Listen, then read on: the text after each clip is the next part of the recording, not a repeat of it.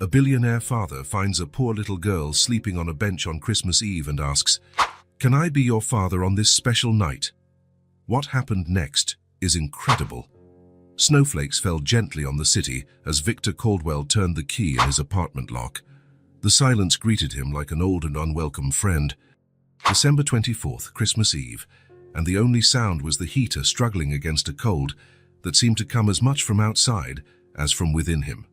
Victor tossed his keys onto the coffee table and hung his heavy coat on the rack. His footsteps echoed on the hardwood floor as he walked to the kitchen, where he opened the refrigerator, only to find some leftovers and a half-empty bottle of wine. Christmas. The word sounded like a joke now. In the hallway, his gaze stopped on the framed photograph of Claire, 5 years old, brown hair, and a smile missing 2 baby teeth, his daughter. His little princess who now lived on the other side of the city with her mother, after the divorce that had split his world in half. "Merry Christmas, Claire," he murmured, lightly touching the frame. The last call had been 3 weeks ago, brief, as always. His ex-wife's voice in the background, rushing the conversation. "Daddy has to go now, sweetie." But he wasn't the one who wanted to end the call. He never was. Victor turned away from the photograph, feeling that familiar emptiness grow in his chest. The house, decorated with a small tree he had bought more out of obligation than Christmas spirit, seemed to mock his loneliness. He couldn't spend the night there, not today. He grabbed his coat again and went out into the street. The biting cold was almost welcome, at least it was a real sensation. He walked aimlessly, passing families carrying shopping bags, couples holding hands, and excited children pointing at the decorations in the shop windows. Every smile he saw seemed to accentuate his own lack of one. The streets grew emptier as he moved away from the commercial district. The snow now covered his shoulders and hair, but Victor barely noticed. His thoughts were far away, lost in memories of Christmases past, when there was still laughter in his home. That's when he reached a small square, lit only by a few old lampposts and the colorful lights of a pine tree decorated by the city. The place was deserted, except for a small figure lying on one of the benches. Victor stopped. He blinked a few times to make sure of what he was seeing. A child. She couldn't have been more than 5 years old, curled up under a coat too thin for the temperature, sleeping while hugging a worn-out rag doll. Victor's heart skipped a beat. He approached slowly, so as not to startle her. The girl was visibly shivering, even in her sleep. Her small face was red from the cold, and snowflakes were collecting in her messy blonde hair. "Oh my God," he whispered, kneeling in the snow. He lightly touched the child's shoulder. "Hey, little one?" The girl slowly opened her eyes, blue eyes, frightened at first, then wary. She hugged the doll tighter. "Don't be afraid," Victor said softly. "It's too cold to be out here. Where are your parents?" The girl sat up on the bench, still clutching the doll. She looked around as if searching for someone, then looked back at Victor with a sadness that seemed too big for someone so small. "What's your name?" he asked, keeping enough distance not to intimidate her. She hesitated, as if deciding whether she could trust him. The wind blew harder, making her shiver again. "My name is Sophie," she finally answered, in a voice as small as she was. "Sophie," Victor repeated, smiling gently. "I'm Victor. What are you doing out here all alone on Christmas Eve?" She pressed her lips together, fighting back the tears that were beginning to form. "I have nowhere to go," she said simply, her eyes fixed on the doll in her lap. Victor felt as if something heavy had landed on his chest. He looked around, searching for any sign of an adult who might be with her. There was no one. "Are you hungry?" he asked, already knowing the answer. Sophie nodded timidly. "I have food at my place," he said, "and it's warm there." Her eyes widened with a mix of hope and distrust. "My daddy told me not to go with strangers," she murmured, hugging the doll tighter. Victor nodded, respecting that important rule. "Your daddy was right," he agreed. "That's a very important rule." He was silent for a moment, thinking. He couldn't just leave her there, but he didn't want to scare her either. Then he had an idea. "What if I call the police? They can take you to a safe place." Panic crossed the little girl's face. "No, please," she exclaimed. "They'll take me away." Victor understood. A lump formed in his throat, The snow began to fall more heavily.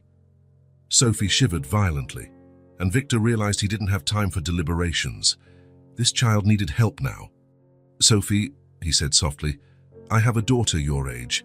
Her name is Claire. She doesn't live with me right now, but I have a warm room and food." He took his wallet out of his pocket and showed her the photograph of Claire he always carried with him. "See, this is my daughter. I would never harm a child."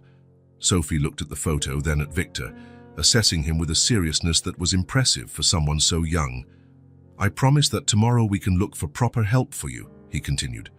"But tonight is Christmas." Something moved inside him, an emotion he hadn't felt in a long time, a need to protect, to care. "Sophie," the words came out almost as a whisper, "can I be your father on this special night?" Her blue eyes filled with tears. For a terrible moment, Victor thought he had said something wrong, that he had scared her. But then, slowly, a small hand reached out towards him.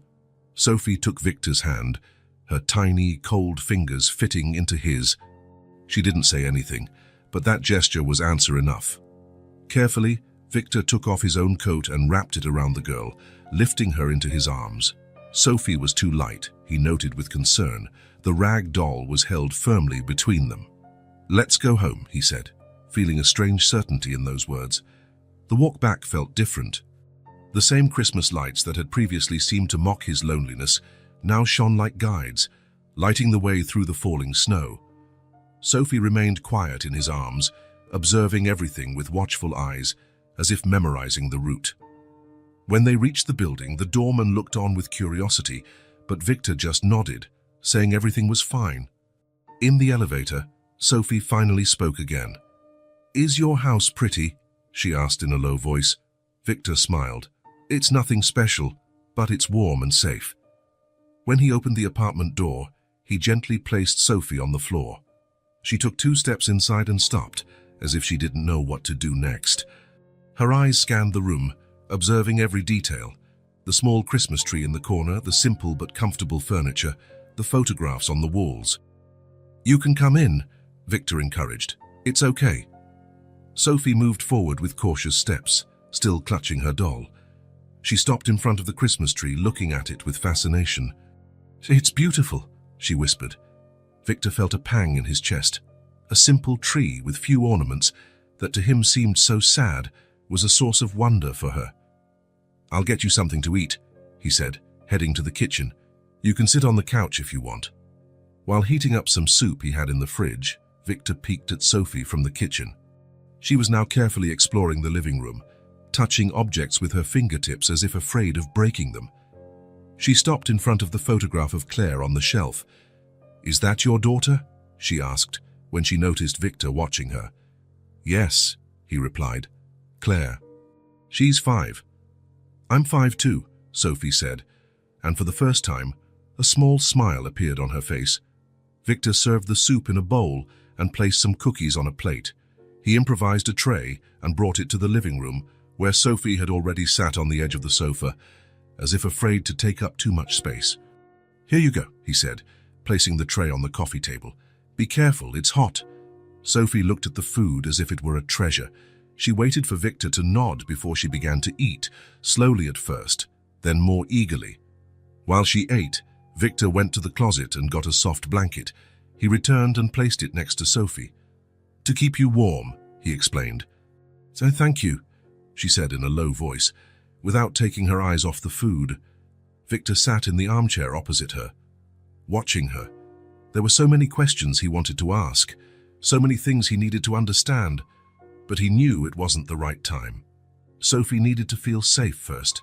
When she finished eating, she seemed more relaxed, though still watchful. "Sophie," Victor began carefully, "you can stay here tonight. Tomorrow we'll find some help for you, okay?" Fear returned to her eyes. "What kind of help?" "People who can take care of you, give you a home, food, and education." Sophie looked down at the doll in her lap. "Will they separate me from Lily?" she asked, referring to the toy. "I know," Victor assured her, feeling a pain in his chest. "I'm sure they won't." She nodded slowly, but Victor could see she wasn't convinced. "You can keep the blanket," he continued. and sleep here on the sofa. It's pretty comfortable." "Can I really stay?" she asked, almost in disbelief. "Of course you can. Just for tonight, for now." Sophie took the blanket and pulled it up to her chin. It was too big for her, wrapping her up completely.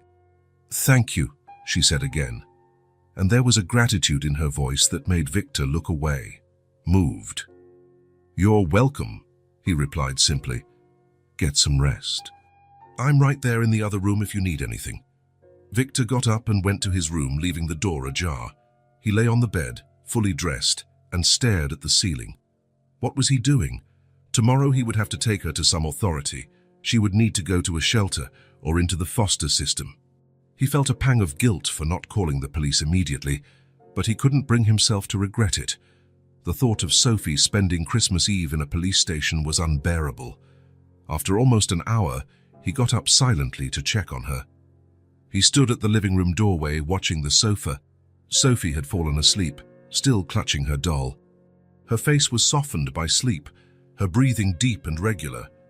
The blanket covered her completely, leaving only her face and a few strands of blonde hair visible.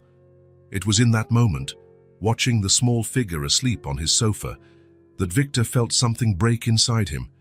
An inexplicable certainty took hold of his heart. He didn't want her to leave.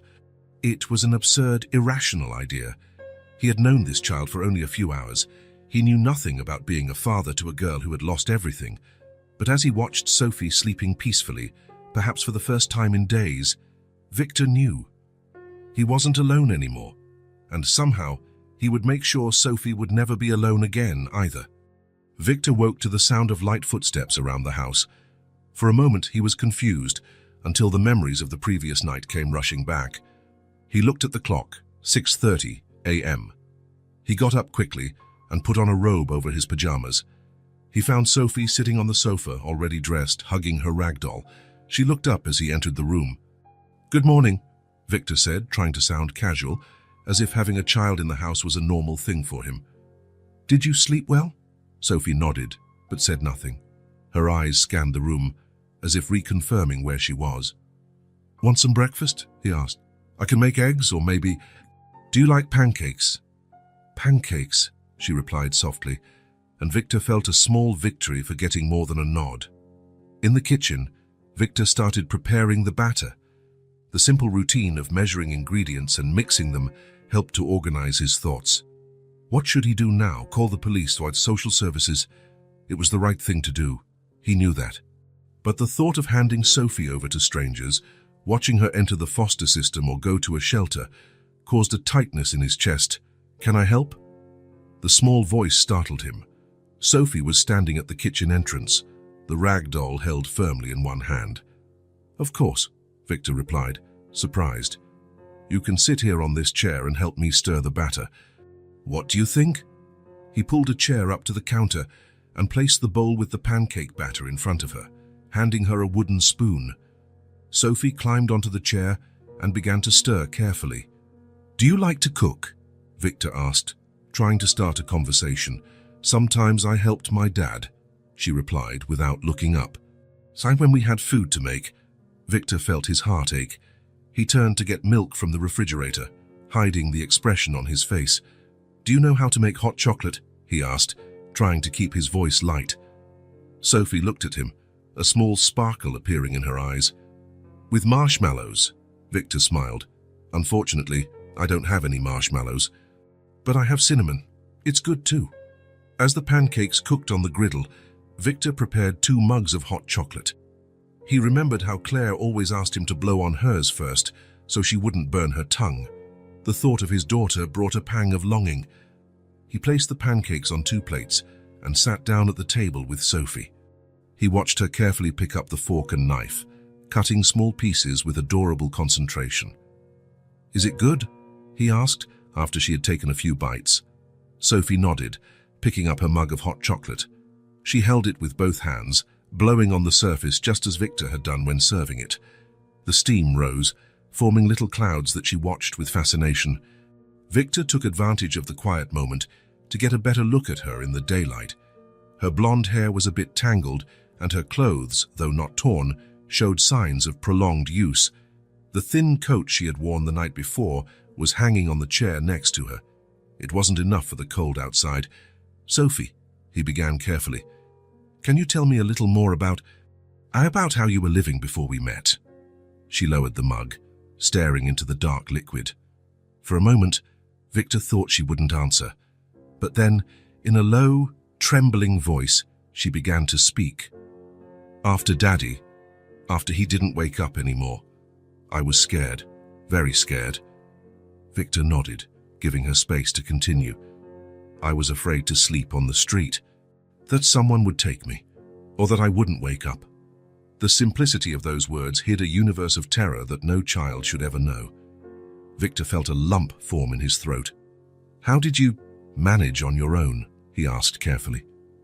Sophie stirred her chocolate with a spoon, creating little brown whirlpools. "Daddy taught me how to hide," she explained. "He said that if anything happened to him, I should stay near the church because the people there are good, and he sewed a secret pocket in Lily." She held up the rag doll, showing a small, almost imperceptible opening in the back of the toy. "He kept money in here, for emergencies. I used it to buy bread and sometimes a hot chocolate at the diner near the square." Victor struggled to maintain his composure. A 5-year-old child, surviving alone on the streets of a big city, in the middle of winter, using money hidden in a doll. It was surreal, it was devastating. "And nobody asked about you. Nobody tried to help." Sophie took another sip of chocolate before answering. "Daddy said not to trust anyone, that if I talked to strangers, they would take me far away, to a place where kids without parents go." "An orphanage," Victor said softly. "Yeah," Sophie agreed. "He said it's very sad there, that the kids cry at night. That I should stay hidden." Victor tried to imagine the desperation of that father, dying and knowing his little girl would be alone in the world. Perhaps the fear of losing her to the system had been greater than the fear of leaving her alone. It was an impossible choice. "Why did you talk to me yesterday?" he asked her, curious. "If your dad told you not to trust anyone." Sophie looked at him with those deep blue eyes, far too serious for such a small child. "I was very cold," she said simply.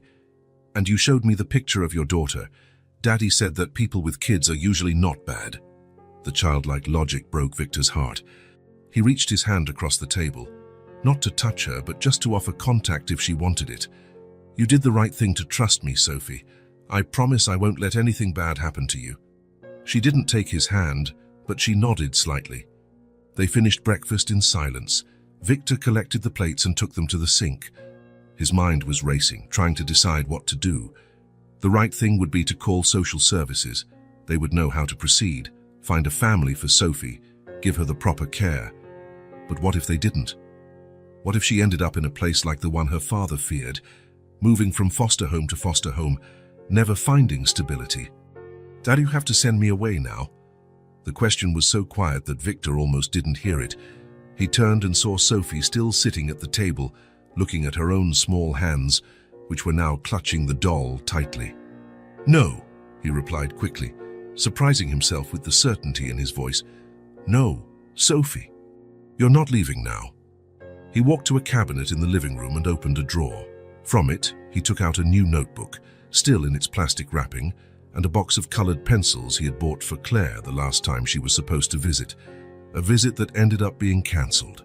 He returned to the table and placed the items in front of Sophie. "Yeah, you can stay here until I figure out what we're going to do," he said softly. "For now, how about you draw a little? Kids like to draw, right?" Sophie looked at the notebook and pencils as if they were treasures. She reached out her hand, touching the colorful cover of the notebook with her fingertips. "Can I really use them?" "Of course," Victor assured her. "They're yours now." Sophie gave a small, shy smile, the first one Victor had seen on her face. She opened the notebook carefully, as if afraid of breaking it, and chose a red pencil from the box. While she began to draw, Victor took the opportunity to wash the dishes and think. He needed new clothes for her, for sure, proper food for a child, maybe some toys, and he needed to find out what his legal options were. He couldn't just keep a child he found on the street, no matter how much his heart told him otherwise. When he finished in the kitchen, he returned to the living room, and found Sophie exploring the apartment with more courage. She stopped in front of the bookshelf where the family photographs were, studying each one intently. Victor watched her pick up a silver picture frame, which held a photo of Claire on her last birthday. In the picture, the girl was smiling broadly, holding a large teddy bear he had given her. "Who is this?" Sophie asked, turning to Victor with the picture frame in her hands. "That's Claire," he replied, approaching and sitting on the sofa. "By my daughter." Sophie looked from the photo to Victor, then back to the photo. "She looks happy," she commented. "She was," Victor confirmed. "It was her 5th birthday." "Where is she now?" Victor sighed, motioning for Sophie to sit next to him on the sofa. She came in, still holding the photograph. "Claire lives with her mom," he explained, "in another house. Her mom and I, we don't live together anymore." Sophie nodded, as if she perfectly understood the concept of divorce. "Does she come to visit you?" The innocent question hit Victor like an arrow. He felt that familiar pain tighten his chest. "Rarely," he admitted. "Her mother is always busy, and they live a bit far away." "Do you miss her?" Victor looked at this child he barely knew, who seemed to read right through him with disconcerting clarity. "Every day," he confessed. "Every minute of every day." Sophie handed the picture frame back to him, and he held it for a moment, running his thumb over his daughter's image. The longing he felt for Claire was a constant presence in his life, a pain he had learned to live with, but which never truly diminished. And now, looking at Sophie, at this child that fate had placed in his path, Victor felt a new fear arise. The fear of getting attached to her too, of forming another bond that could be broken. If he opened his heart to Sophie, if he let her fill a little of the void that Claire's absence had left, wasn't he just setting himself up for another loss? Because that's what would happen, wouldn't it? Sophie wasn't his daughter. At some point, the authorities would be notified. A family would be found for her, and Victor would be alone again in his silent apartment, with only photographs for company. "She looks like you," Sophie said, interrupting his thoughts. "You have the same smile." Victor looked at the photo again. He had never noticed that before. "How you think so?" he asked, genuinely surprised. Sophie nodded with conviction. "Yes, the eyes too, except hers are more cheerful." The observation, made with the brutal honesty that only children possess, made Victor laugh softly. "I think you're right," he agreed. "I haven't been smiling much lately." Sophie studied him intently, as if making some kind of important assessment. "You smiled when you gave me the notebook," she pointed out. Victor felt something warm spread through his chest, an almost forgotten sensation. "That's true," he admitted. "I did smile." A moment of comfortable silence settled between them. Victor placed the photograph back on the shelf and watched Sophie open the notebook again. She turned a page and showed him the drawing she had made. 2 stick figures, one large and one small, holding hands, with what looked like snowflakes falling around them. "That's us," she explained, "last night." Victor looked at the simple drawing and felt a lump form in his throat. In a few colored lines, Sophie had captured the moment that changed their lives. "It's beautiful," he said sincerely. "You draw very well." Sophie smiled again, still shyly, but with a bit more confidence. She turned the page and started another drawing, this time using a blue pencil. "What's it going to be now?" Victor asked, watching her. "So the sky," she answered simply. "The sky I used to see when I slept on the street. It has a lot of stars, you know, more than we can imagine." He nodded, imagining that small child alone, looking up at the stars while everyone around slept in warm houses. "Sophie," he began hesitantly, "you said your dad, that he didn't wake up anymore. How long ago was that?" She stopped drawing for a moment, thoughtful. "I don't really know," she admitted. "It's been cold since then, very cold." "A few weeks, maybe," Victor suggested. "I think so," she agreed, returning to her drawing. "I counted a lot of days." Victor tried to imagine the scale of time for a 5-year-old alone on the streets. Each day must have felt like an eternity, and there was no one else, no relatives, no friends who could take care of you. Sophie shook her head. "Just me and Daddy. It was always just the 2 of us." The loneliness of that statement hung in the air between them. Somehow, it seemed that fate had brought two equally lonely people together that Christmas night. "Well," Victor said finally, "you're not alone anymore, Sophie." She looked up from her drawing and stared at him for a long moment, as if trying to determine if she could really believe it. "Promise?" she asked, her small voice carrying the weight of the mistrust that life had already taught her.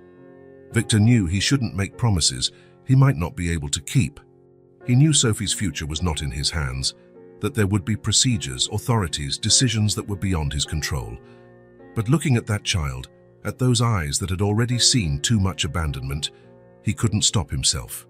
"I promise," he said firmly. "You are not alone anymore, Sophie."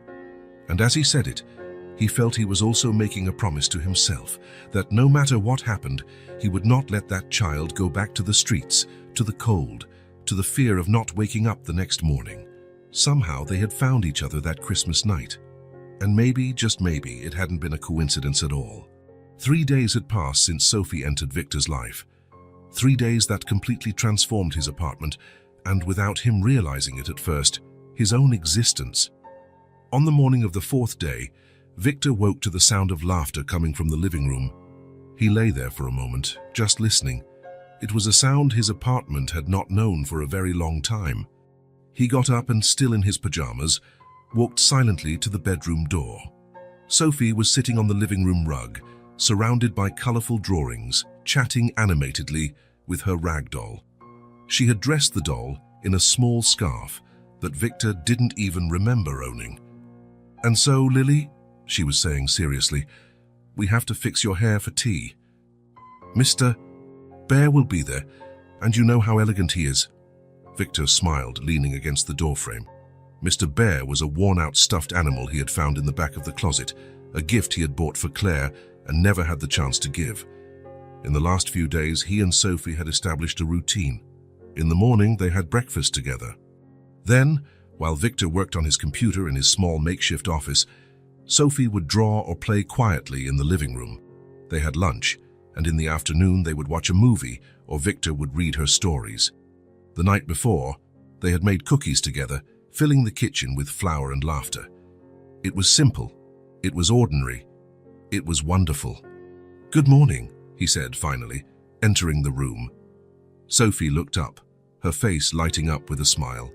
It was no longer the shy smile from the first day, but something more open, more confident. "Victor, Lily and I are getting ready for tea. Are you coming too?" "I wouldn't miss it for the world," he replied, sitting on the sofa. "Damn, what time is this important event?" "After lunch," she informed him seriously. "Mr. Bear is very punctual." Victor laughed. "Well, then we have time for breakfast first. How about waffles today?" "With chocolate syrup?" Maybe strawberries. We need to balance the sugar." Sophie made an exaggerated face that made him laugh again. It was amazing how, in just a few days, she had started to show more and more of her personality. The scared little girl from the park bench was still there, but now other facets were emerging. Curious, smart, sometimes stubborn, and with a sense of humor that surprised him. In the kitchen, as they prepared breakfast together, Victor watched how Sophie moved around the space with familiarity, as if she had always been there. She knew exactly where the bowls were, which drawer held the silverware, how to turn on the microwave. His apartment, once so sterile and silent, now seemed to vibrate with life. Sophie's drawings were everywhere, stuck to the refrigerator, on the coffee table. Even a portrait of him she had made was now framed next to Claire's photo. After breakfast, Victor washed the dishes while Sophie dried, a task she had insisted on taking over, climbing on a stool to reach the sink. "Ta Victor," she called as she carefully put away the plates. "Do you think the park still has snow today?" The day before, they had gone to the nearby park. Sophie had made her first snowman, and they had come home with red noses and frozen smiles on their faces. "Probably," he replied. "Why? Want to go again?" "Yes," she exclaimed, almost dropping a plate with her enthusiasm. "Can we make an even bigger snowman and bring a carrot for the nose this time?" Victor smiled, drying his hands on a dish towel. "We can. But first I have to finish some work." After lunch, we'll go to the park and then come back for the famous tea with Mr. Bear and Lily." "How does that sound?" Sophie agreed excitedly, jumping off the stool. "I'm going to draw the snowman we're going to make." As she ran to the living room, Victor felt that now familiar mix of joy and apprehension. Every day with Sophie was easier, more natural, more right, and that scared him deeply. He still hadn't called social services. He knew he should, that it was his obligation as a responsible adult, but every time he picked up the phone, something stopped him. He told himself it was better to wait for the Christmas holiday to pass, that he didn't want to interrupt the public servant's rest. But deep down, he knew he was just postponing the inevitable. In his office, he tried to focus on work. As a freelance graphic designer, he had deadlines to meet, clients waiting. But his mind kept drifting to the living room, where he could hear Sophie humming softly as she drew. How was it possible that just 4 days ago he was alone in this same apartment, feeling empty and abandoned? Now the place was full of life, colors, sounds. Sophie's small presence had filled every corner with an energy he didn't know was missing. The doorbell rang, interrupting his thoughts. Victor froze. He wasn't expecting anyone. He got up quickly and went to the living room, where Sophie was staring at the door with wide eyes. "It's just the doorman," he explained quickly, noticing her fear. "Stay here, I'll see what it is." It was indeed the doorman, delivering a package, the children's books Victor had ordered online the day before, an impulse buy after Sophie mentioned her father used to tell her stories to help her sleep. When he returned to the living room, Sophie had relaxed again, back to her drawings. Victor placed the package on the table. "I have a surprise for you," he announced. Her eyes lit up. "What is it?" Victor opened the package, revealing 5 colorful children's books. "I thought you might like some new stories." Sophie approached slowly, touching the shiny covers with reverence. "Are they all for me?" "All for you," he confirmed. She picked up one of the books, a story about a girl who befriends a bear in the forest, and hugged it to her chest. "No one has ever given me so many things," she said softly. Victor felt a pang in his heart. He knelt down to her level. "They're just books, Sophie. It's no big deal." She shook her head, disagreeing. "Yes, it is. It's a lot." And then, without warning, she stepped forward and hugged him. It was quick and awkward, but a real hug. The first one she had initiated. Victor was paralyzed for a second, surprised, before gently hugging her back. Sophie pulled away almost immediately, turning her attention back to the books. But the moment hung in the air between them, a small bridge built, a small wall torn down. In the afternoon, as promised, they went to the park. The snowman they built was indeed bigger than the one from the day before, with a carrot for a nose and real buttons for eyes. Sophie ran through the snow, throwing snowballs at Victor, who pretended to be defeated in battle, falling dramatically to the ground as she laughed. Back in the apartment, soaked and smiling, Victor prepared hot chocolate while Sophie set the living room table for tea. Lily the doll and Mr. Bear occupied places of honor, with small, improvised napkins in front of them. Victor watched the scene, the arranged toys, the colorful drawings on the walls, the children's books stacked next to the sofa, and felt something tighten in his chest. His apartment, once a space he merely occupied, now felt like a home. A real home, with memories being built in every corner. But for how long? The question crept into his mind, bringing a wave of anxiety with it. None of this was permanent. Sophie wasn't his daughter. At some point, he would have to hand her over to the authorities. It was the right thing to do. It was the legal thing to do. The thought of returning to his previous loneliness, of seeing the drawings taken down from the walls, of no longer hearing that laughter in the house, was almost unbearable. In just a few days, this little girl had become essential to his life, filling voids he didn't even know existed. "Victor, tea is served." Sophie's voice brought him back to the present. She was sitting at the table, pouring imaginary tea into real cups, with an expression of absolute seriousness. Victor took a deep breath, pushing away the dark thoughts. For now, Sophie was here. For now, there was laughter and drawings and snowmen. For now, his home was alive again, and maybe, just maybe, he could find a way to make this happiness last. "I'm coming," he replied, bringing the mugs of hot chocolate to the table. We can't keep Mr. Bear waiting. He's very punctual after all. The smile Sophie gave him in return lit up the entire apartment, chasing away the shadows. At least for now. The phone rang on a Wednesday morning, 2 weeks after Christmas. Victor answered distractedly, his eyes still fixed on the computer screen where he was finalizing a project. Hello? Victor, it's Amanda. He sat up straight in his chair, surprised to hear his ex-wife's voice. They rarely spoke directly, usually exchanging short messages about schedules and arrangements related to Claire. Amanda, hello. Is something wrong? Not exactly, she replied, her tone as professional as ever. I have to travel for work next week. A conference in Chicago. I can't miss it. Victor waited, already guessing where this conversation was heading. I know it's not your weekend, she continued, but would it be possible for Claire to stay with you? It would be for a whole week. A whole week. Victor felt his heart race. He hadn't had Claire for that long since the divorce, 3 years ago. Of course, he replied immediately. Of course she can stay. Great. I catch my flight on Monday morning, so could I drop her off with you on Sunday afternoon around 4? Perfect. I'll be waiting. There was a pause on the line. She's excited to go, Amanda said, her tone softening a bit. She mentioned that board game you two played last time. Victor smiled. I'll have it ready. After settling the details, he hung up the phone with a mix of excitement and nervousness. Claire, his daughter, was coming to spend a whole week. It was then that reality hit him. Sophie. He looked into the living room where the girl was sitting on the rug, focused on her latest drawing. For the past 2 weeks, Sophie had become part of his daily routine, a constant and comforting presence. His apartment was now filled with colorful drawings, small toys, and childish laughter. And he still hadn't told anyone about her. It wasn't for lack of opportunity. He could have called social services at any time.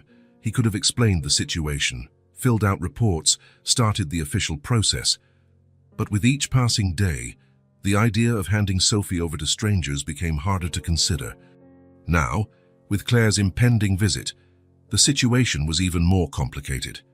How would he explain Sophie's presence to his daughter, to his ex-wife? What would Amanda think when she found out he was sheltering a child without any official documentation? Sophie, he called, walking into the living room. She looked up from her drawing, smiling. Yes.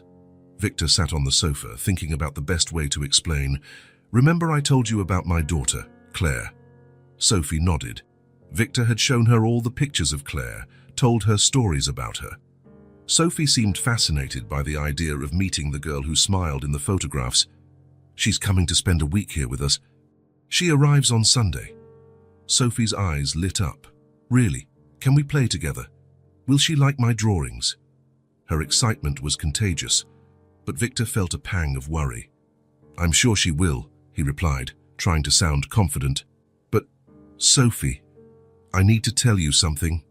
Claire, she doesn't know about you yet. It's going to be a surprise for her. Sophie frowned, processing the information. Will she be mad? The question caught Victor off guard. He hadn't considered that possibility. But now that Sophie mentioned it, it seemed obvious.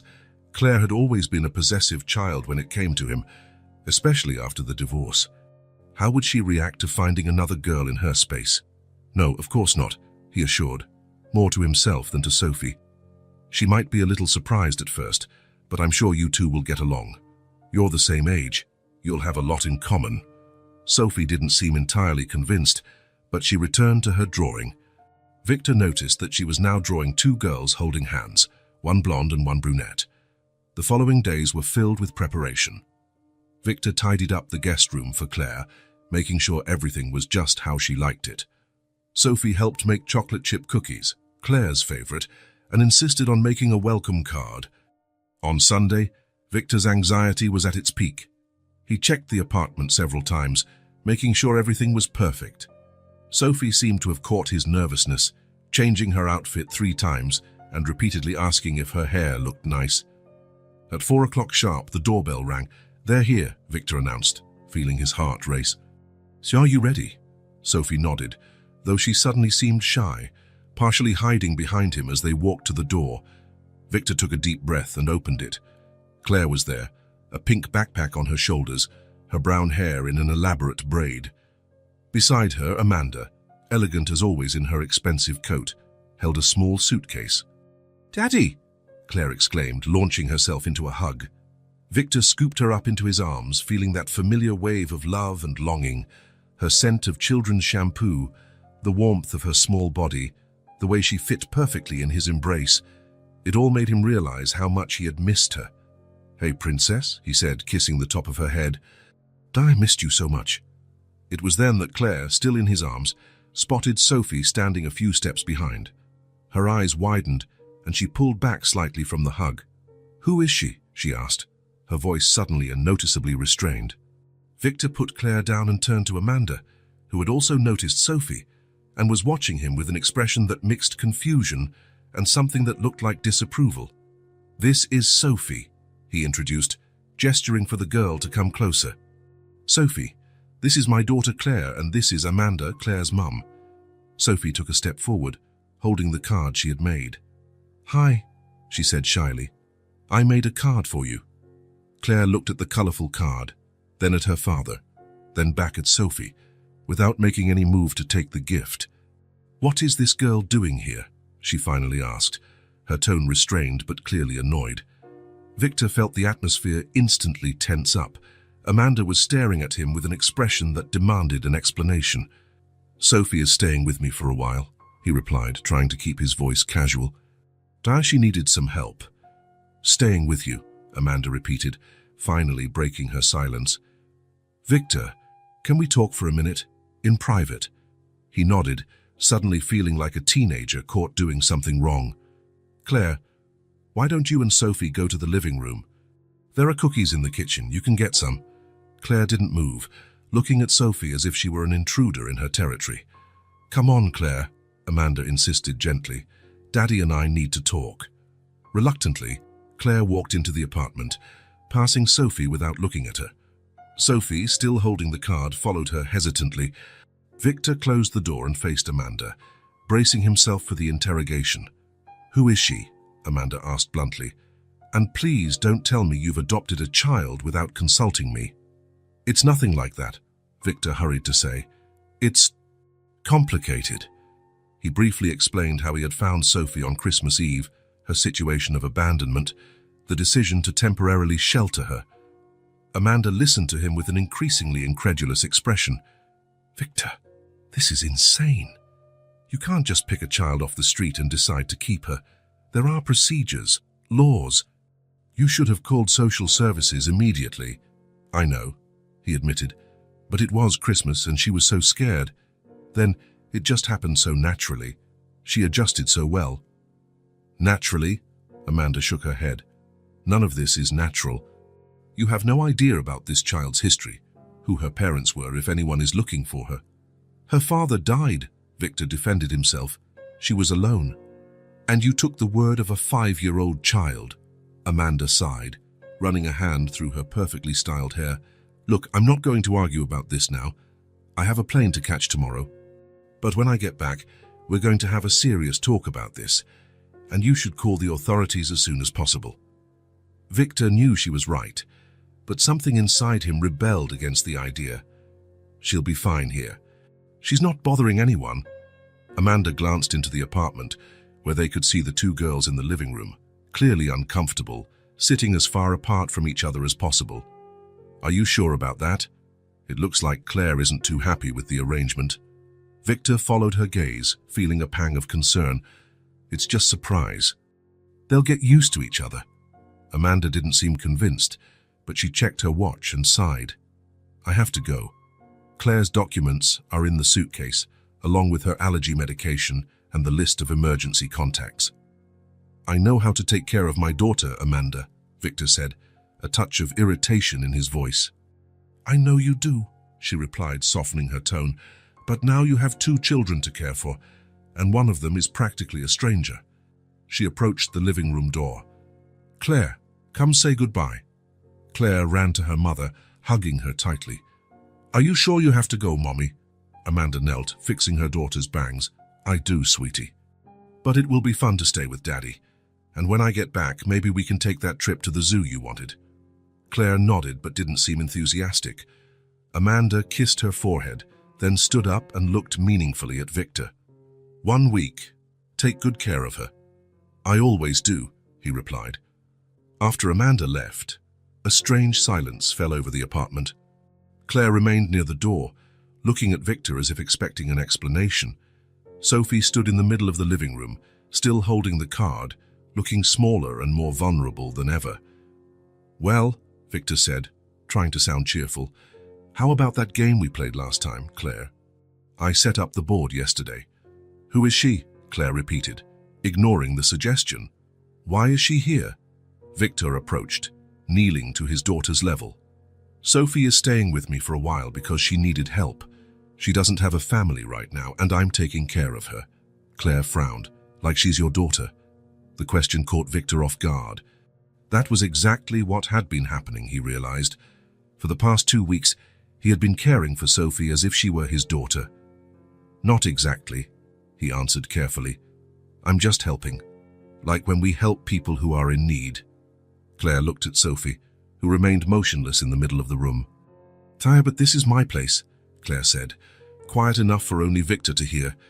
You're my dad. Victor's heart ached. Claire, I am your dad, and I always will be. Nothing will ever change that. Ever. Sophie being here doesn't change how much I love you at all. Claire didn't answer, just stared at him for a long moment before picking up her backpack from the floor. I want to go to my room, she announced. But Claire, you just got here. I thought we could play a game or watch a movie, all together. I'm tired, she insisted. I want to be alone for a bit. Victor sighed, recognizing the stubbornness on his daughter's face. It was a battle he wouldn't win right now. All right, the room is ready for you. Rest for a bit and we'll talk later, okay? Claire nodded and walked towards the hallway, passing Sophie without a glance. When the bedroom door closed, Victor turned to Sophie, who was still standing in the same spot, the colorful card crumpled in her small hands. She didn't like me, Sophie said softly. Victor approached her, crouching down. That's not it, Sophie. Claire is just surprised. She didn't know about you. And sometimes it takes kids a little while to get used to changes. Just give her some time. Sophie nodded, but her sad eyes said she didn't quite believe his words. Can I go to my room too? Victor's heart tightened. Of course you can, but don't you want a cookie first? You helped make them. She shook her head. I'm not hungry. When Sophie had also retreated, Victor found himself alone in the living room, surrounded by the sudden silence that had taken over the apartment. Just 15 minutes ago, he had been anxious and happy at the prospect of having Claire home for a whole week. Now he felt torn between the two girls, each shut away in her own room, separated by a hallway and something much harder to cross. For the rest of the day, the mood remained tense. Claire only came out of her room for dinner, sitting silently at the table, answering Victor's questions with monosyllables. Sophie, for her part, seemed to have reverted to the shyness of the first few days, speaking little and keeping her eyes downcast. Victor tried to start conversations, suggest activities they could do together, but every attempt was met with resistance. The one time Sophie tried to approach, offering to show Claire her drawings, she was met with such a cold "I don't want to see" that it made her retreat immediately. When bedtime arrived, Victor tucked each of them into their rooms, reading separate stories, giving separate goodnight kisses. The house that had been filled with life and laughter in recent weeks now seemed divided by an invisible and seemingly insurmountable barrier. Sitting alone in the living room after the girls had fallen asleep, Victor stared at the photographs on the bookshelf, Claire smiling on her birthday, Sophie drawing captured by him just a few days ago. Two children who meant everything to him, now under the same roof, yet so far apart. For the first time since he found Sophie that Christmas Eve, Victor wondered if he had made a mistake, if maybe Amanda was right, and he should have contacted the authorities immediately. If Sophie's presence could cost him his already fragile relationship with Claire. The fear of losing his daughter, of seeing resentment grow in her eyes, was almost paralyzing. Claire had already lost so much with the divorce, an intact family, the daily presence of her father. Was it fair to ask her to share the little she had with a stranger? On the other hand, how could he turn his back on Sophie now? How could he explain to her that there was no longer a place for her in his life, in his home? Victor ran a hand over his face, exhausted. The week he had awaited with such anticipation now stretched before him like an emotional minefield. Somehow, he had to find a path between the two little hearts that now depended on him, a path that wouldn't break either of them. But on that first night, as the heavy silence filled the apartment, the solution seemed as distant as the stars Sophie used to watch when she was alone on the streets. The third night of Claire's stay at Victor's house was marked by another silent dinner. His attempts to start conversations died after a few words, and the only constant sound was that of silverware against plates. Claire kept her eyes fixed on her food, while Sophie occasionally glanced at the other girl, always met with indifference. After dinner, Victor suggested they watch a movie together, but Claire said she'd rather read in her room. Sophie, in turn, asked to draw at the living room table. The apartment that had filled with life in the preceding weeks now seemed divided into demarcated territories, with invisible borders that no one dared to cross. At bedtime, Victor went into Sophie's room for their usual reading routine. She was sitting on the bed, hugging her rag doll, her gaze distant. "What story do you want to hear today?" he asked, showing her the books they had bought together. Sophie shook her head. "None, thank you."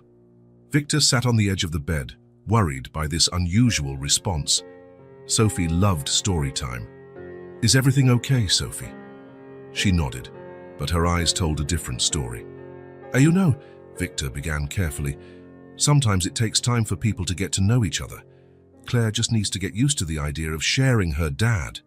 Sophie looked at him, her blue eyes too serious for a 5-year-old. "She doesn't like me," she said simply, "and I'm getting in your way."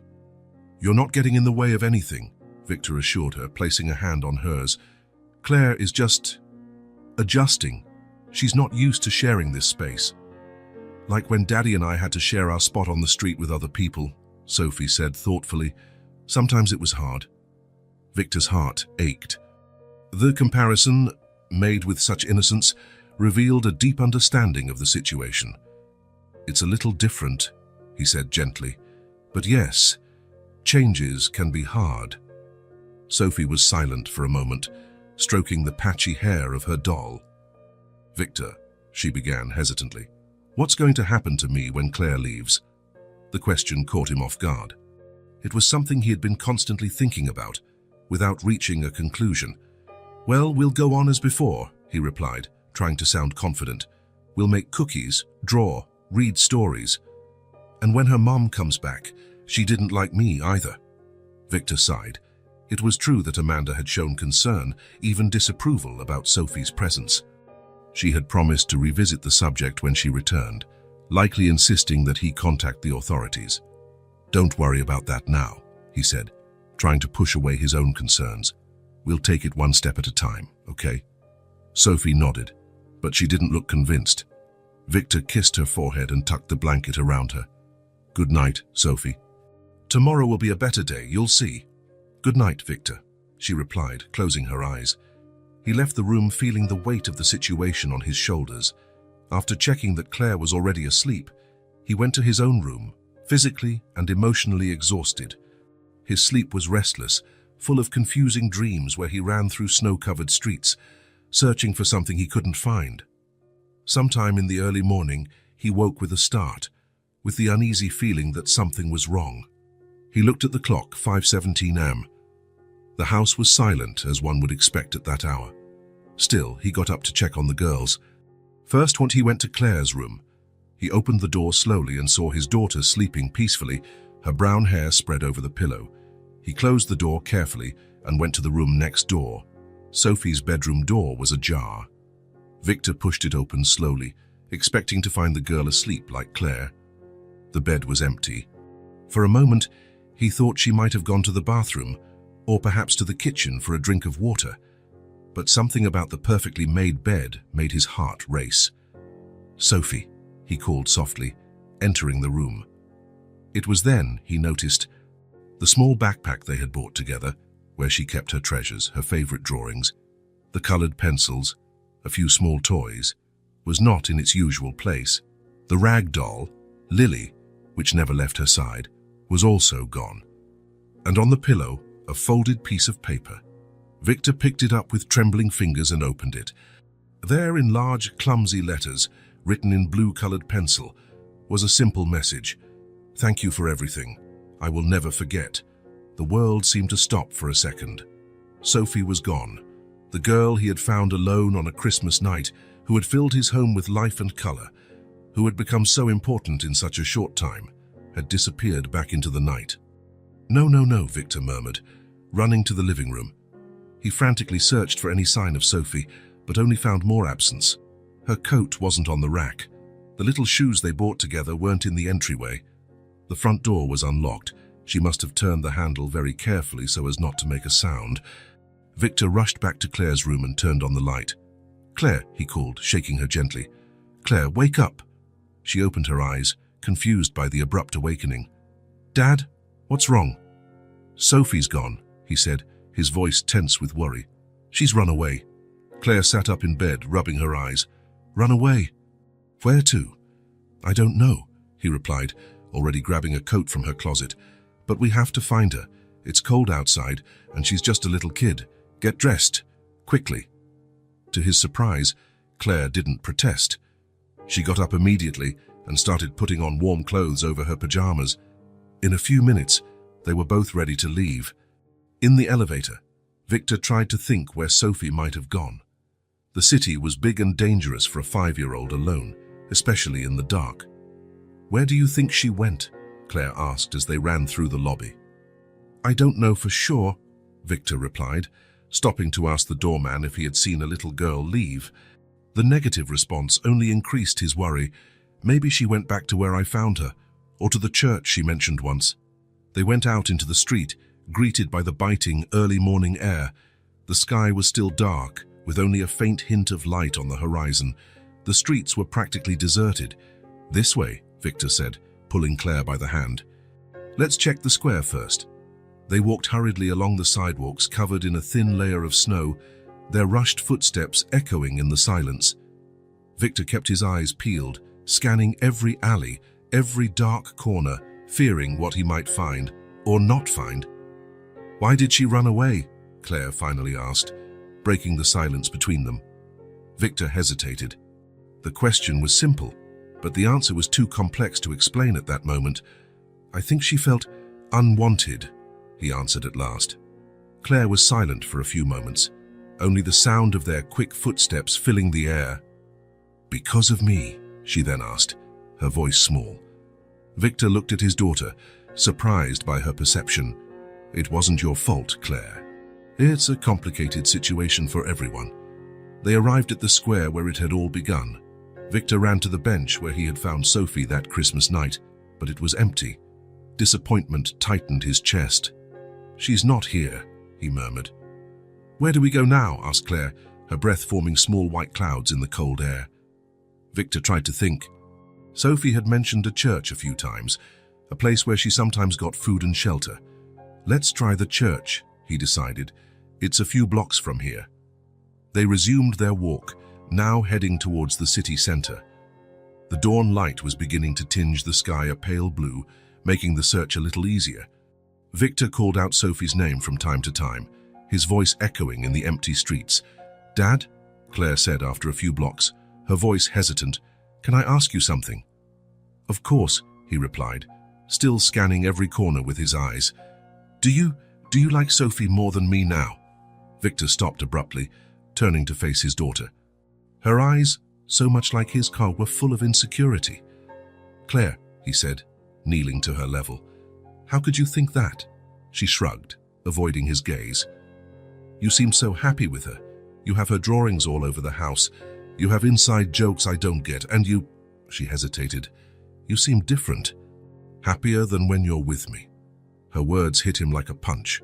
Had it been that obvious? Had his joy in Sophie's presence made Claire feel less loved? "I just thought you didn't need me anymore," she continued, her voice almost a whisper.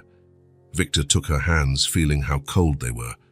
"Claire, look at me," he asked softly. When she lifted her eyes, he continued, "You will never be replaced, never. You will always be my daughter, and I love you more than anything in the world." Her eyes shimmered with unshed tears. "I just found Sophie alone in the cold, with no one," he explained. "I couldn't ignore her. I couldn't leave her there, knowing she had nowhere to go." Claire lowered her head, moved. "I know it's hard to understand," Victor continued, "but my heart is big enough to love you both, and you will always, always have a special place that no one could ever fill." She nodded slowly, then lifted her face again. "We need to find her," she said with a new determination in her voice. "It's too cold."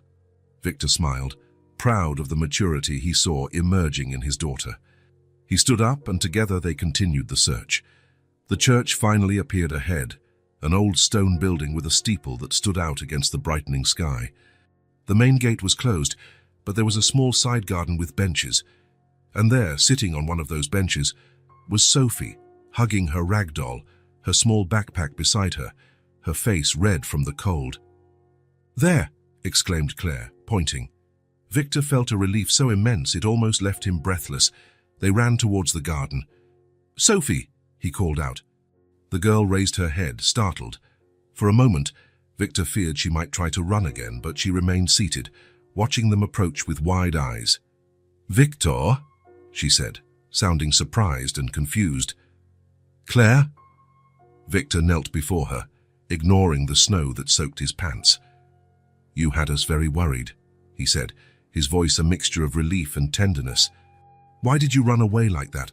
Sophie looked down, clutching the doll to her chest. "I was in the way," she murmured. "You two need to be together, just the two of you." "That's not true," Victor replied firmly. "You weren't in the way at all." "But Claire doesn't like me," Sophie insisted, glancing quickly at the other girl. "And I get it. He's her dad." Victor looked at Claire, who stood beside him, watching the scene with a hard-to-read expression. "Sophie," he said, turning back to the girl before him, "you don't have to run away. I promise you'll never be alone again." To his surprise, Claire took a step forward and knelt beside him at Sophie's level. "Thomas, I'm sorry," she said, her voice small but sincere. "I was mean to you. I didn't want you to actually leave." Sophie looked up, clearly surprised by Claire's words. "It wasn't your fault," she replied. "I understand. He's your dad." "He can be a dad to both of us," Claire said, looking at Victor for a moment, as if seeking confirmation. "I have my mom, too." You don't have anyone anymore." Sophie nodded slowly, still clutching her doll. "Can we try to be friends?" Claire suggested, holding out her hand tentatively. Sophie looked at the outstretched hand, then at Claire's face, as if searching for signs that this might be a trap. Then, slowly, her eyes filled with hope. "I'd like that very much," she replied, taking Claire's hand. Victor watched the moment with a full heart. It was a small miracle before his eyes, the beginning of something he had feared was impossible. "Let's go home," he said, standing up and extending his hands to the two girls.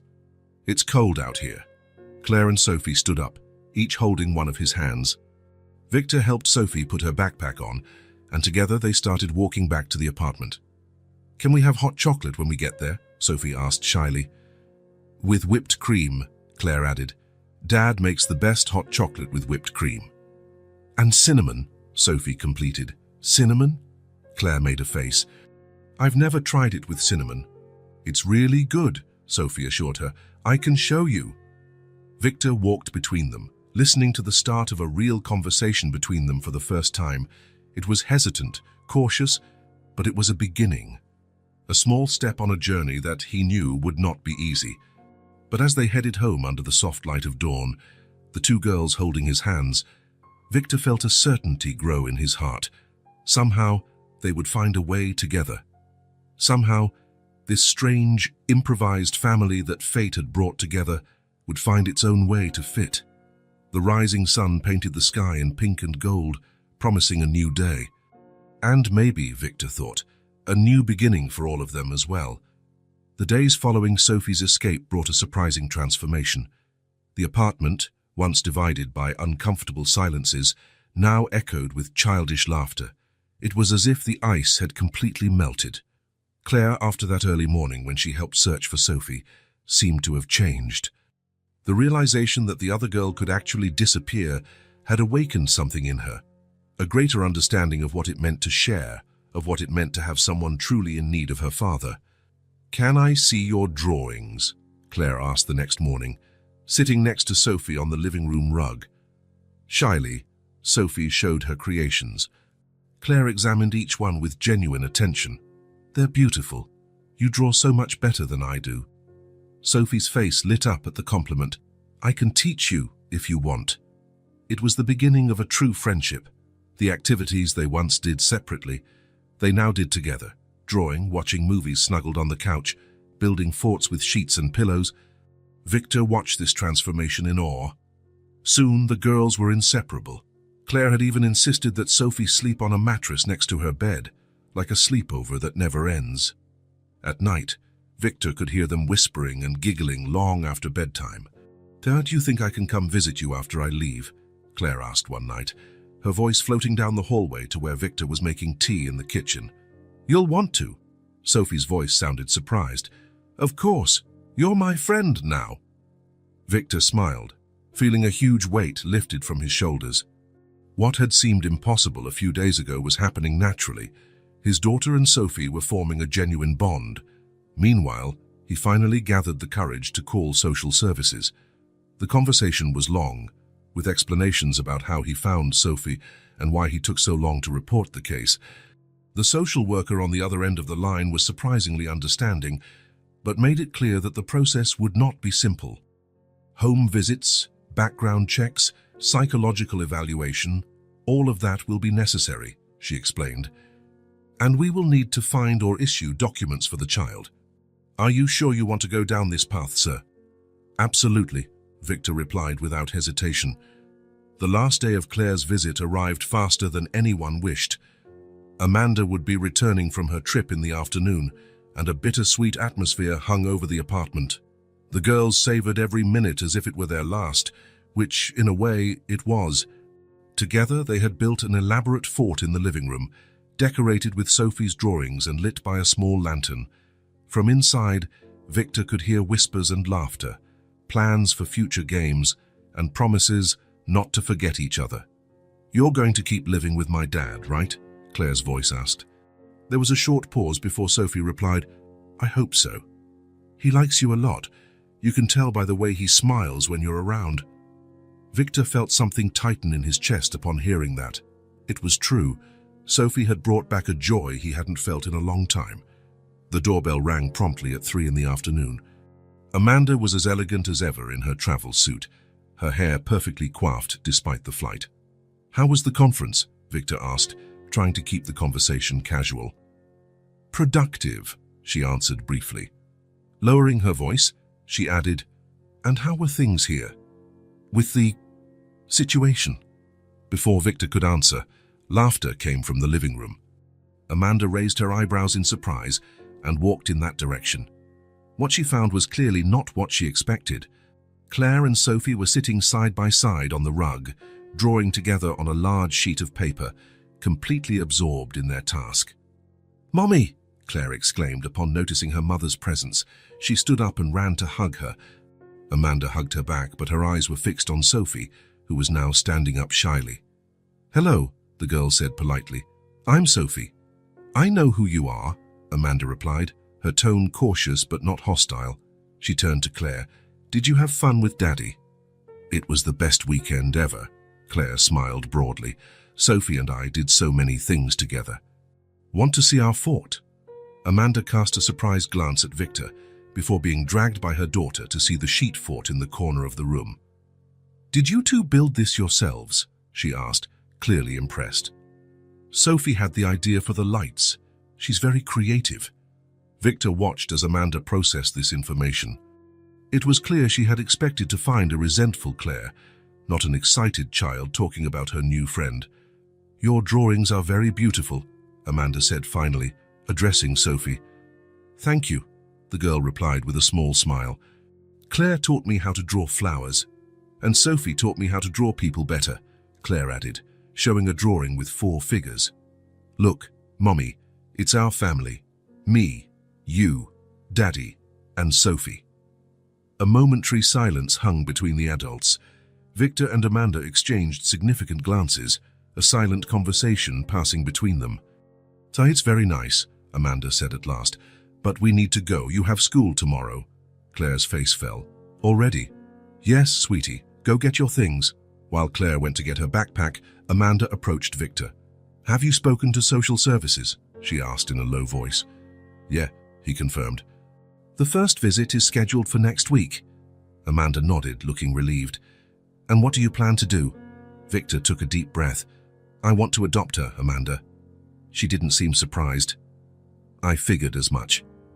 After a pause, she added, "Claire seems attached to her." They got along well in the end. Amanda studied his face for a moment. "I've never seen you like this, you know. Not even when Claire was born. There's something different about you." Victor didn't know how to respond. It was true. Something had changed in him since he met Sophie. In the living room, the girls were hugging in an emotional farewell. Claire wrapped her arms tightly around Sophie, as if she didn't want to let go. "I really liked meeting you," Claire said, pulling back to look into Sophie's eyes. "Next time, can we play more?" Sophie smiled, visibly moved. "I really liked it too. And yes, we can play as much as you want. Promise you'll take care of my dad. Sometimes he forgets to eat when he's working." Sophie nodded solemnly. "I promise." "Claire, we have to go," Amanda called from the door. The girls reluctantly separated. Claire picked up her backpack and went to Victor for a final hug. "Bye, Dad," she said, squeezing him tight. "I love you." "I love you too, Princess," he replied, kissing the top of her head. "More than anything." "More than Sophie?" she asked, not with jealousy, but with genuine curiosity. Victor smiled. "In different ways, but just as strong.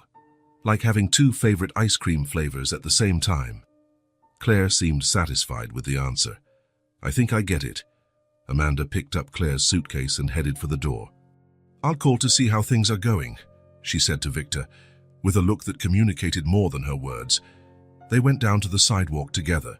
Sophie stayed in the apartment, watching from the window. When they reached the car, Claire looked up and waved frantically. Sophie waved back, her small face visible behind the glass. "Bye, Sophie." "See you soon," Claire shouted from the car window as Amanda started the engine. As the car pulled away, Victor stood on the sidewalk for a moment, feeling the usual pang of sadness seeing his daughter leave. But this time, something was different. The promise of a "see you soon" felt more concrete, more certain. He went back up to the apartment, where he found Sophie still at the window, looking at the now empty street. "Is she coming back?" the girl asked, turning to him. "She is," Victor confirmed. "I'm sure of it." Sophie nodded, turning her attention back to the drawings scattered on the floor. She began to organize them carefully, separating the ones Claire had made into a special pile. Victor watched her for a moment, gathering courage for the conversation he had postponed. Finally, he approached and knelt to her level. "Sophie," he began, feeling his heart race, "can I ask you something important?" She stopped what she was doing and looked at him with her big blue eyes. "What?" "I talked to some people who help children like you find families. I explained how we met, how you've been staying here with me." Sophie became very still, her face suddenly apprehensive. "Are they going to take me away?" "No," Victor hurried to say.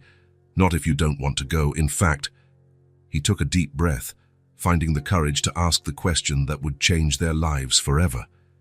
"Sophie, do you want me to be your real dad?" Her eyes widened, slowly understanding the meaning of his words. "You mean forever?"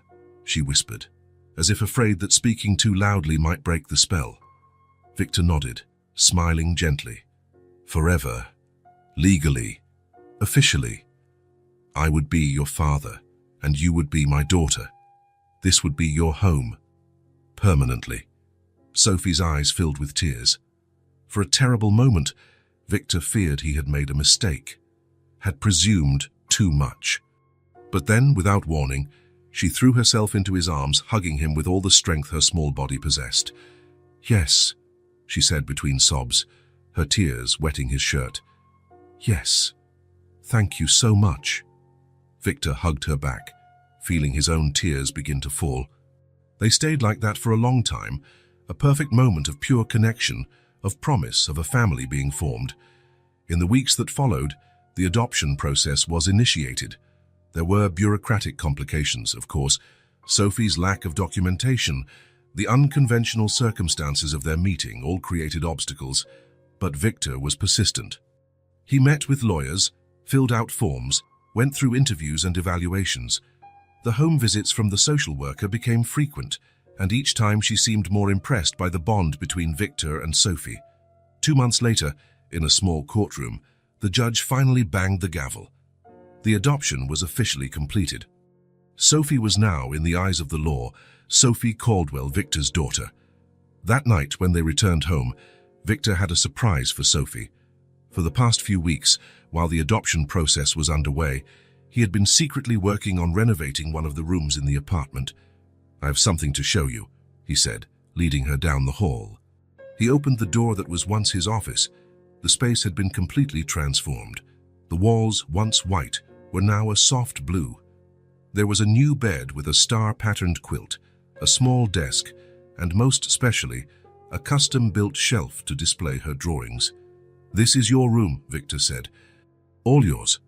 Sophie walked in slowly, touching every surface as if in disbelief, as if the room might disappear at any moment.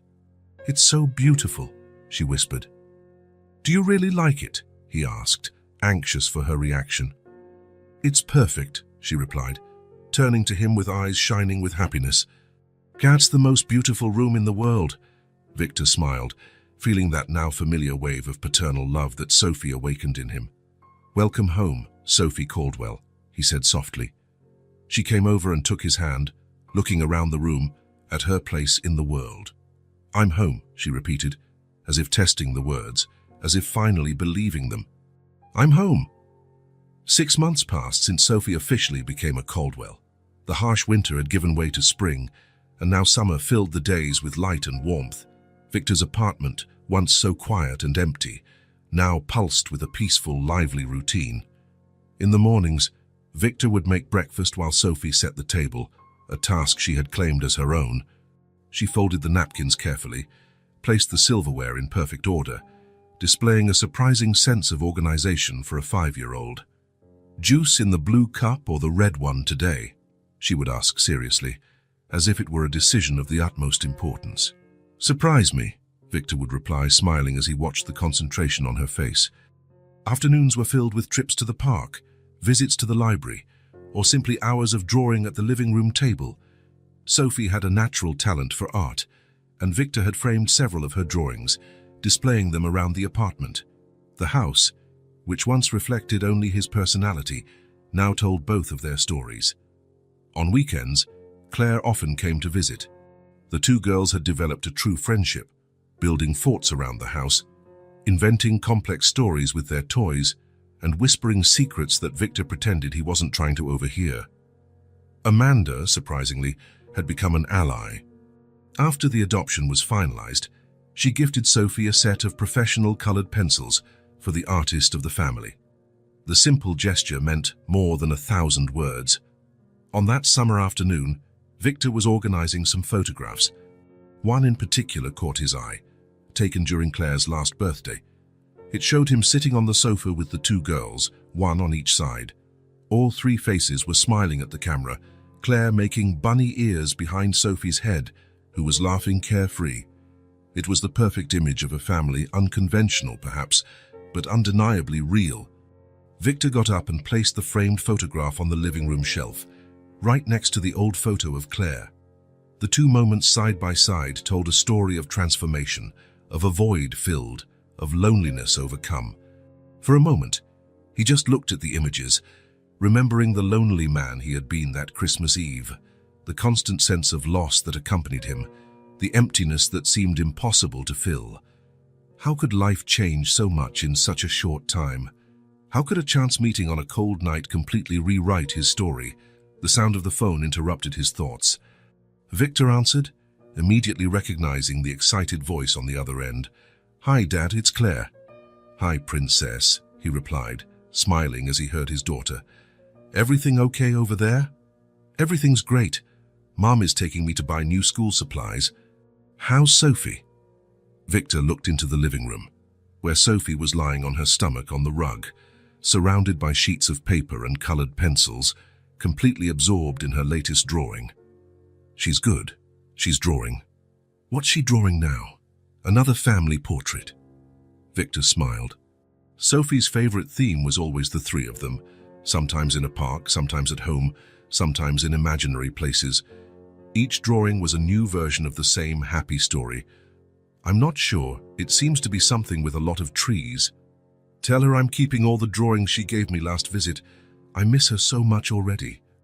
I can't wait to come back next weekend. I'll tell her she misses you too. Dad, Claire's voice suddenly turned serious. You're happy, aren't you, with Sophie and everything? The question, asked with the direct simplicity of a child, took Victor by surprise. He looked again at the girl focused on her drawing, at the rays of sun coming through the window and illuminating her blonde hair, at the house that was now full of life. Yes, Claire, I'm very happy. Good, she replied, sounding genuinely relieved. Mom says I have to go now. Love you, Dad. Love you too, Princess. See you on the weekend. When he hung up, Victor noticed that Sophie had gotten up and was now beside him, watching him curiously. Was that Claire? She asked. Yes, she says hi, and that she's keeping all your drawings. Sophie smiled, clearly pleased. Then her face took on a more serious, almost worried expression. Victor, she began, still hesitant to call him Dad, despite the adoption. Can I ask you something? Of course you can. Anything.